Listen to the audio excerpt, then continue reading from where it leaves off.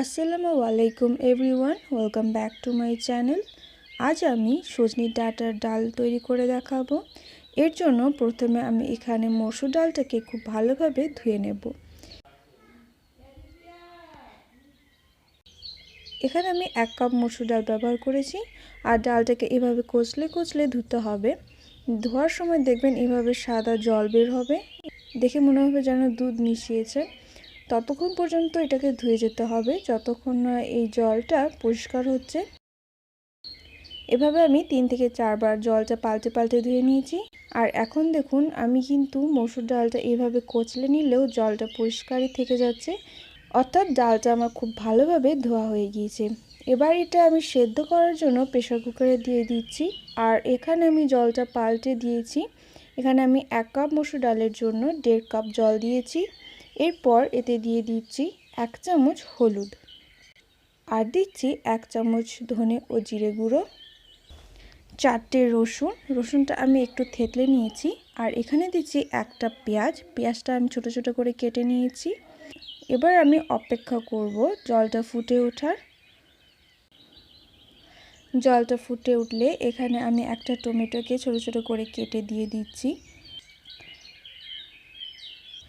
আর দিচ্ছি ছোট ছোট করে কেটে রাখা সজনের ডাঁটাগুলোকে আমি আগেই ভালোভাবে ধুয়ে পরিষ্কার করে যে শক্ত খোসাটা থাকে সেটা ছাড়িয়ে নিয়েছিলাম। আর সাইজটা আমি খুব ছোট করে কাটিনি, একটু মিডিয়াম সাইজ করে কেটেছি। এবার এটাকে একটু নাড়িয়ে আমি মিশিয়ে নিচ্ছি। এবার প্রেসার কুকারটা লাগিয়ে আমি 3টে সিটি দিয়ে দেব, যাতে ডাল ও ডাঁটাগুলো খুব ভালোভাবে সেদ্ধ হয়ে যায়। দেখুন 3টে সিটি দেওয়ার পর মসুর ডালটা ও ডাঁটাটা খুব ভালোভাবে সেদ্ধ হয়ে গিয়েছে। এবার ডালটায় বাগার দেওয়ার জন্য এখানে আমি একটা কড়াইয়ে পর্যাপ্ত পরিমাণ তেল দিয়েছি। তেলটা একটু গরম হলেই এতে দিয়ে দিচ্ছি 2টো রসুন কুচি, একটা কাঁচা মরিচ ও কিছু পেঁয়াজ কুচি। এবার এটা আমি একটু ব্রাউন কালার করে ভেজে নেব। খুব বেশি লাল করে ভাজবো না, একটু কাঁচা ভাবটা গেলেই হবে। এরপর আমি এতে দিয়ে দিচ্ছি 1/2 চামচ হলুদ গুঁড়ো ও 1/2 চামচ ধনে ও জিরে গুঁড়ো, 1/3 টিস্পুন মরিচ গুঁড়ো। এবার এটাকে আমি একটু নাড়াচাড়া করে নেব।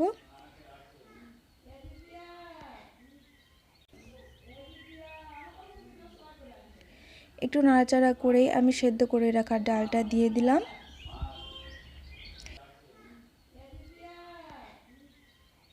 এই তো তৈরি হয়ে গেল আমাদের সজনে ডাঁটা দিয়ে মসুর ডাল। খেতে অনেক ভালো লাগে, বাড়িতে একবার ট্রাই করে দেখবেন। আশা করছি আপনাদেরও খুব ভালো লাগবে। ভিডিওটি শেষ পর্যন্ত দেখার জন্য অসংখ্য ধন্যবাদ। অনেক ভালো থাকবেন, সুস্থ থাকবেন। আল্লাহ হাফেজ।